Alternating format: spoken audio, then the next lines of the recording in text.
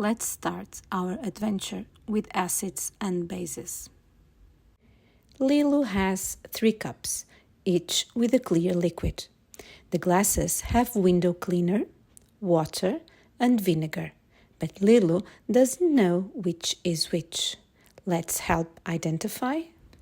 There are so many substances that can be found all around us.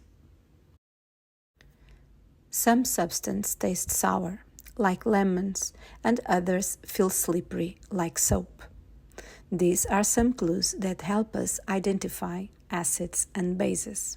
But we can't identify some substance by tasting them or feel them to see if they are slippery, as this is dangerous in some cases. So what should we do? Let's start by discovering what pH indicator is. Red cabbage is a unique pH indicator from nature.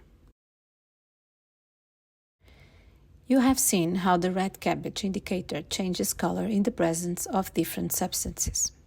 When it turns pink, it means it's acid. When it keeps the violet color, it's neutral. And when it turns blue or green, it means it's basic. You can experiment with different materials at home.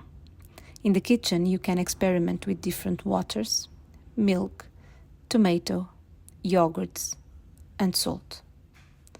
In the bathroom, you can experiment with shampoo and soap.